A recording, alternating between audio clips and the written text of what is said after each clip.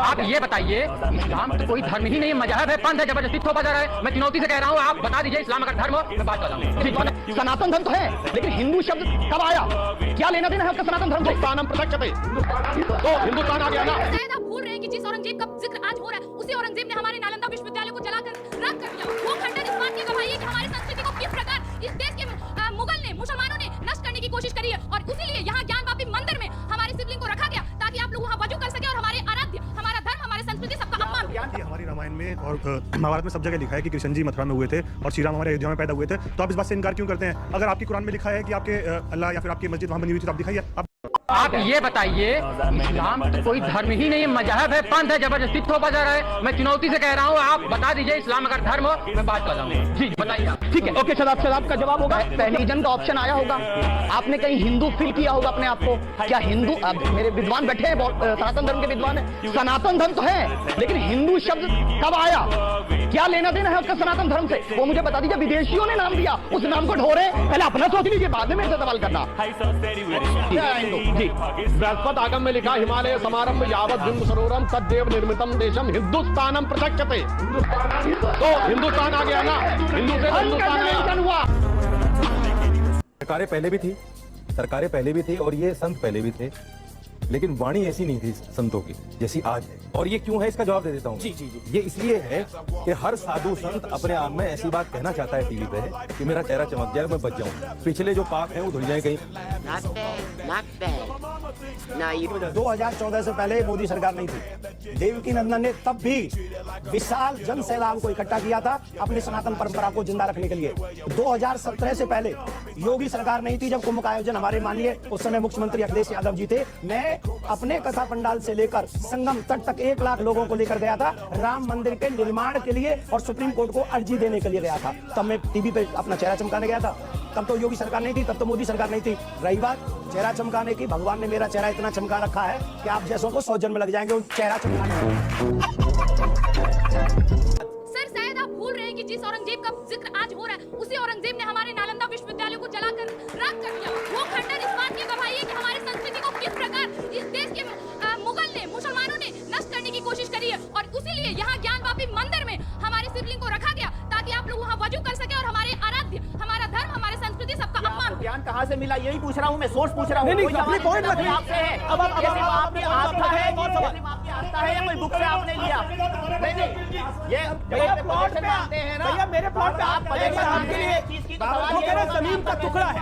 वो कहते हैं जमीन, एक सेकंड, वो कहते हैं जमीन का टुकड़ा है तो प्रूफ लाओ। देखिए, वो जमीन का टुकड़ा, इन लोगों को वही वाली बात आ जाती है। मैं आपको एक छोटी सी 1 सेकंड की कहानी सुना रहा हूँ, जरा सुनना सभी लोग। एक बड़े ध्यान से सुनना, सभी के काम आएगी। एक बच्चा किसी के घर में गया और वहां से मोबाइल चुरा लाया। पापा को पता चल गया, वो जिसका मोबाइल चोरी हो वो गया, ये बोले भाई साहब आपका बच्चा हमारे मोबाइल को चुरा लाया। बोले हाँ चुरा लाया। बोले तो दे दीजिए। बोले दूंगा नहीं। ये सच है कि मोबाइल चोरी हुई है और यही लाया है, लेकिन आप वापस मांगेंगे तो मैं दूंगा नहीं। 10 सेम कंडीशन, इनसे पूछो औरंगजेब ने, बाबर ने हमारे यहाँ आकर मंदिर तोड़े कि नहीं? बोले हाँ तोड़े। तो ठीक है, वो गलती सुधारो, अब वो जगह हमें दे दो। बोले नहीं देंगे नहीं। और क्या होगा? और पता है क्या होगा? क्या बोलते, क्या आएगी? ये क्या बोल, एक और है ना हैदराबाद से, क्या आएगी? कयामत तक वो मस्जिद रहेगी। क्यों भाई, कौन हो तुम? कयामत तक भारत में मस्जिद रहेगी, वो भी जहां हमारे शिव जी हैं। हम तो कहते हैं भगवान करे कयामत हो और तू आए। जी, भगवान करे कयामत हो और तू आए। हमें शिव जी का मंदिर लेना है कोर्ट के रास्ते से, हमें मथुरा लेना है कोर्ट के रास्ते से। भाईचारा इनके हाथ में है, प्यार से कहें आपका है, पूजा कीजिए। अगर प्यार से नहीं करेंगे तो कोर्ट का रास्ता कोई नहीं रोक सकता। संविधान अधिकार देता है मुझे, संविधान अधिकार देता है। कि हमारी रामायण में और महाभारत में सब जगह लिखा है कि कृष्ण जी मथुरा में हुए थे और श्री राम हमारे अयोध्या में पैदा हुए थे, तो आप इस बात से इनकार क्यों करते हैं? अगर आपकी कुरान में लिखा है कि आपके अल्लाह या फिर आपकी मस्जिद वहाँ बनी हुई थी, तो आप दिखाइए। आप डरते हैं? ओके, नदीमुद्दीन, आपका सवाल क्या? मैं आपके पास भी आता हूँ। विरोध कौन कर रहा था? बड़ा प्रॉब्लम क्या है? जो चीज एग्जिस्ट करती है उसे, उसकी एग्जिस्टेंस माननी नहीं है। राम एग्जिस्ट करते थे, उनकी भूमि एग्जिस्ट करती थी, उस चीज की एग्जिस्टेंस माननी नहीं है।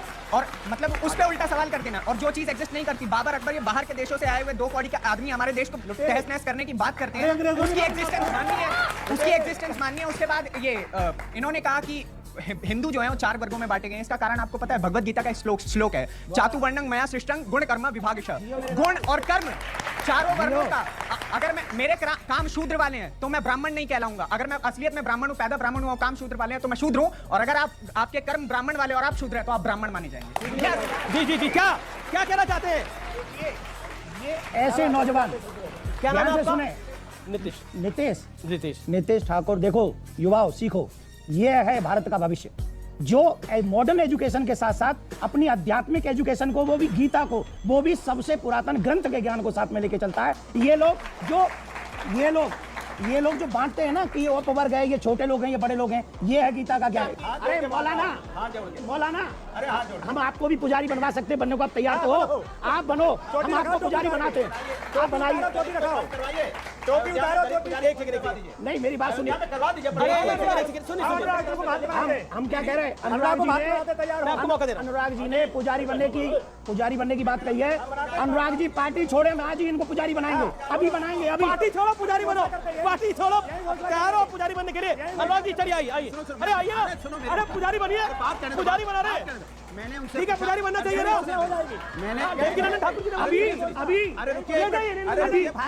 ले जाइए, अरे यही इस्तीफा करिए, अभी आ जाइए, इस्तीफा करिए, आइए, हाँ चलो। देखिए अमीश भाई, जीवन में कुछ जान के चलना होगा, कुछ मान के चलना, कुछ वैज्ञानिक दृष्टिकोण के साथ सिद्ध करके चलना होगा। देखिए मैंने अपने दादा के दादा को नहीं देखा, मतलब उसका मतलब ये नहीं कि मेरे दादा के दादा नहीं थे।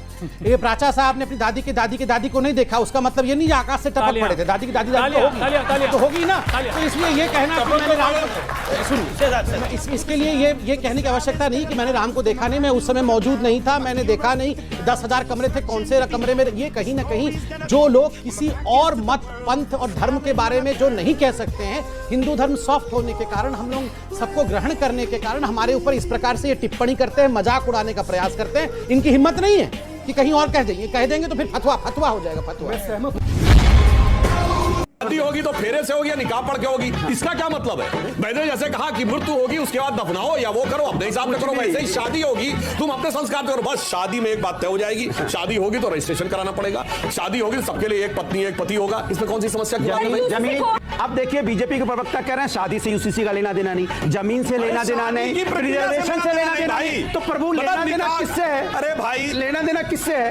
किससे मैं बता रहा हूँ, इससे लेना देना है, इससे लेना देना है। महंगाई पे बात ना हो जाए, टमाटर 120 रुपया हो गया है, इससे लेना देना है, इसमें चर्चा नहीं करना। डिबेट को उस लेवल में लाएंगे। सुनिए टमाटर ज्यादा देर जेब में मत रखिए, गड़बड़ हो जाएगी। 120 रुपए किलो है। अच्छा ये खरीद के लाए, चुरा के लाए, ये फंस गया। देखा आपने लापरवाही का नतीजा है। अनुराग भदौरिया जैसे लोग हमेशा ऐसी बातें करते ही हैं, जिसकी वजह से ये लोग हर डिबेट में सुनते हैं अपनी कई बातों की वजह से, क्योंकि इन्हें खुद पता नहीं होता कि ये लोग बोल क्या रहे हैं, और हमेशा अपनी कई बातों में ये लोग हमेशा खुद ही फंस जाते हैं। इस वजह से हमेशा इन लोगों को ऑडियंस से सुनना पड़ता है, और ऑडियंस से पूछे गए किसी भी सवाल का जवाब इन लोगों के पास कभी नहीं होता है। ये लोग सवाल सुन लेते हैं, लेकिन सवाल को सिर्फ घुमाने की कोशिश करते हैं, सीधा जवाब कभी भी नहीं देते हैं। खैर, आपको थोड़ा सा वीडियो अच्छा लगा तो वीडियो को लाइक कर दीजिए, और ऐसे ही वीडियोस के लिए हमारे चैनल को सब्सक्राइब जरूर कर लीजिएगा। हम मिलते हैं बहुत जल्द किसी और वीडियो में।